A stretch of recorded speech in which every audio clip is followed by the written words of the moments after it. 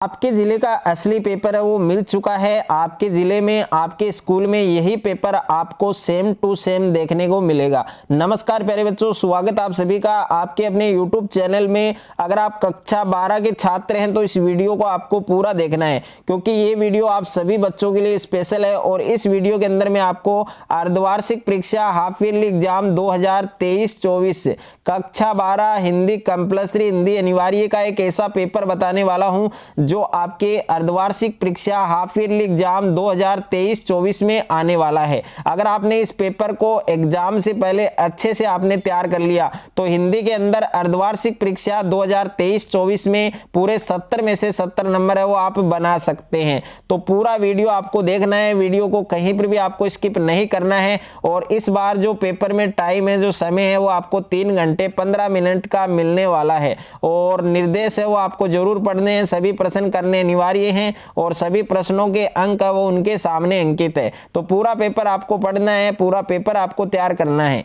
बच्चों सबसे पहले आपको यहाँ पर क्वेश्चन नंबर फर्स्ट दिया गया कि निम्नांकित अपठित काव्यांश को ध्यान पूर्वक पढ़कर दिए गए प्रश्नों के उत्तर लिखिए। तो ये आपको काव्यांश दिया गया है, इस काव्यांश को आपको अच्छे से पढ़ना है और उसके बाद प्रत्येक क्वेश्चन का आपको आंसर देना है। और ये आपके 5 नंबर का आने वाला है। इसमें पहला क्वेश्चन है कि भारत है वो किसकी गोद में बसा है। और दूसरा प्रश्न है कि भारत देश को संसार का शिरोमणि क्यों कहा जाता है। और तीसरा प्रश्न है कि अनंत धन से कवि का क्या आशय है। और चौथा प्रश्न है कि कविता का सार अपने शब्दों में लिखिए। और पांचवा प्रश्न है कि सिंचा हुआ सलोना से क्या तात्पर्य है।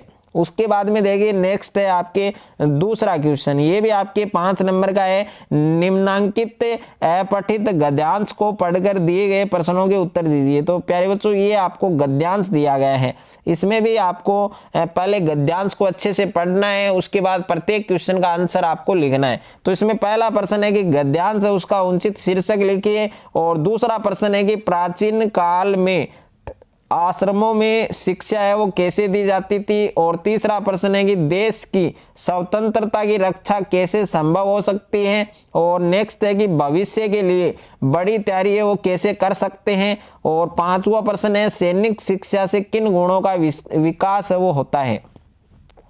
उसके बाद में तीसरा प्रश्न आपको दिया गया है कि निम्न विषय में से किसी एक पर लगभग 300 शब्दों में आपको निबंध लिखना है। और निबंध वाला प्रश्न 6 नंबर का आएगा, जिसमें पहला है मोबाइल फोन वरदान या अभिशाप, दूसरा है भ्रष्टाचार एक चुनौती, तीसरा है स्त्री सशक्तिकरण और शिक्षा, और चौथा है अनुशासन और महत्व है। तो इसमें से एक विषय पर आपको निबंध करना है जो आपको अच्छे से आ रहा है। और उसके बाद में देखिए क्वेश्चन नंबर 4 है आपके। क्वेश्चन नंबर 4 आपको दिया गया है कि सचिव शिक्षा विभाग राजस्थान जयपुर की ओर से सचिव स्वास्थ्य और परिवार कल्याण विभाग को एक अर्ध शासकीय पत्र लिखिए जिसमें सरकारी विद्यालय के विद्यार्थियों की नियमित स्वास्थ्य जांच का आग्रह हो। और पांचवा प्रश्न है कि फीचर क्या है, यानी फीचर के बारे में आपको बताना है। और बताते हुए फीचर एवं समाचार में कोई 3 अंतर भी लिखना है आपको। और छठा प्रश्न है कि कहानी एवं नाटक की समानता बताने वाले तत्वों का उल्लेख कीजिए। और 7वां प्रश्न है भाषा किसे कहते हैं, भाषा के प्रकार लिखो। और 8वां प्रश्न है अलंकार किसे कहते हैं, इसकी परिभाषा और इसके प्रकार आपको बताने हैं। और 9वां प्रश्न है कि शब्द शक्ति है वो कितने प्रकार की होती है, नाम लिखो। और 10वां प्रश्न है निम्नलिखित गद्य की सप्रसंग व्याख्या कीजिए। तो ये गद्यांश दिया गया है, इसकी सप्रसंग व्याख्या आपको करनी है। अगर आपको इसकी सप्रसंग व्याख्या नहीं आ रही है तो अथवा में एक गद्यांश और दिया गया है, इसकी भी सप्रसंग व्याख्या आप कर सकते हैं।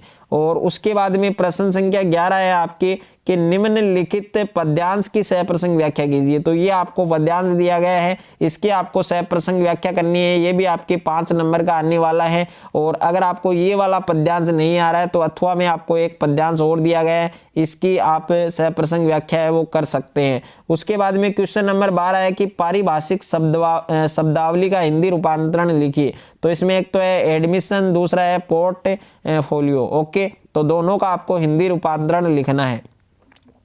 क्वेश्चन नंबर 13 है आपके कि पहलवान की ढोलक कहानी के प्रमुख पात्र पहलवान के चरित्र पर प्रकाश डालिए। 100 शब्दों में लिखना है और प्रश्न 5 नंबर का ये प्रश्न है। अथवा में प्रश्न है कि सीरीज की तुलना गांधी जी से करते हुए स्पष्ट कीजिए कि सीरीज के अछूत क्यों माना गया है। और उसके बाद में क्वेश्चन नंबर 14 है कि कविता पतंग के माध्यम से कवि क्या कहना चाहते हैं। अथवा में प्रश्न है कि कविता के बहाने कवि क्या कहना चाहते हैं। और 15वां प्रश्न है कुंवर नारायण का कवि परिचय लिखिए। और अथवा में प्रश्न है जैनेन्द्र कुमार लेखक है उसका परिचय लिखिए। उसके बाद में क्वेश्चन नंबर 16 है आपके कि आनंदा को खेती के कौन कौन से कार्य करने पर अध्ययन की अनुमति दादा द्वारा दी गई। 100 शब्दों में उत्तर लिखना है। और क्वेश्चन नंबर 17 है, इसमें काफी सारे छोटे छोटे क्वेश्चन पूछे गए हैं, तो प्रत्येक क्वेश्चन का आंसर आपको लिखना है। क्वेश्चन आप देख सकते हैं। क्वेश्चन नंबर 18 है बाजार दर्शन निम्न के आधार पर बाजार के जादू को स्पष्ट करते हुए इसे बचने के उपाय लिखिए। 3 नंबर का एक क्वेश्चन आने वाला है। और क्वेश्चन नंबर 19 है आर्थिक पहलू से भी जाति प्रथा हानिकारक प्रथा है, क्या आप इस दृष्टिकोण से सहमत है। अपने विचार है वो आपको व्यक्त करने हैं, अपने विचार है वो आपको लिखने हैं। तो ये पूरा पेपर प्यारे बच्चों हिंदी का मैंने आपको दिया है 12th क्लास का पूरा पेपर आपको अच्छे से तैयार करना है। और अगर आपने अभी तक चैनल को सब्सक्राइब नहीं किया तो सब्सक्राइब कर लीजिए और वीडियो को ज़्यादा से ज़्यादा शेयर करना है, वीडियो को ज़्यादा से ज़्यादा लाइक करना है। और इस पेपर का PDF आपको टेलीग्राम चैनल और व्हाट्सएप चैनल पर मिलेगा जिसका लिंक मैंने डिस्क्रिप्शन में दे दिया है, तो वहां जाके आप चैनल को फॉलो कर सकते हैं।